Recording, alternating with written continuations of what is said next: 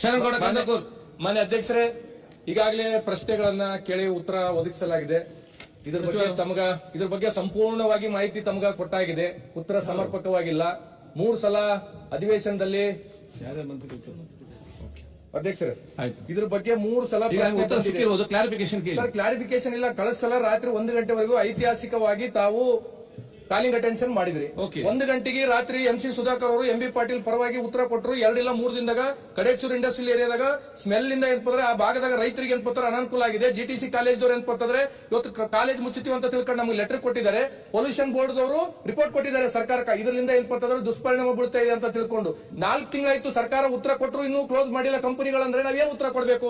ಈಗ ಪ್ರಶ್ನೆ ಸರ್ ಪ್ರಶ್ನೆ ಇಲ್ಲ ಸರ್. ಕೆಮಿಕಲ್ ಫ್ಯಾಕ್ಟರಿ ನಾವು ಕ್ಲೋಸ್ ಮಾಡಕ್ ಆಗ್ತಾರ ಅಥವಾ ನಾವೇ ಬಲವಂತವಾಗಿ ಕ್ಲೋಸ್ ಮಾಡಬೇಕು?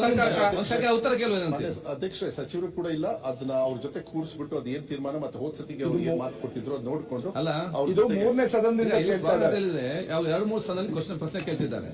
ಅಲ್ಲಿ ಕಾಲೇಜ್ ಬಂದ್ ಮಾಡಿ ಹೋಗ್ತೇವೆ, ಇಲ್ಲಿ ಕೆಮಿಕಲ್ ಸ್ಮೆಲ್ ಮತ್ತೆ ಎನ್ವೈರನ್ಮೆಂಟ್ ಪ್ರಾಬ್ಲಮ್ ಅಂತ ಹೇಳ್ತಾ ಇದ್ದಾರೆ. ಸರ್ಕಾರ ಕೂಡ ಗಂಭೀರವಾಗಿ ತಗೊಳ್ಬೇಕು. ನಾನು ಉತ್ತರ ಕೊಡೋದ್ರಿಂದ ನಾನು ಮಿನಿಸ್ಟರ್ ಜೊತೆಗೆ ಮತ್ತೆ ಶರಣ್ ಅವ್ರ ಜೊತೆಗೂ ಕುತ್ಕೊಂಡು ಮಾತಾಡಿ ಇದು ಸಾರ್ಟ್ ಔಟ್. ನಾಳೆ ಬೆಳಿಗ್ಗೆ ಅಂತ ಒಂದು ಮೀಟಿಂಗ್ ಮಾಡಿ ಒಂದು ಕ್ಲಾರಿಫಿಕೇಶನ್ ಕೊಡಿ.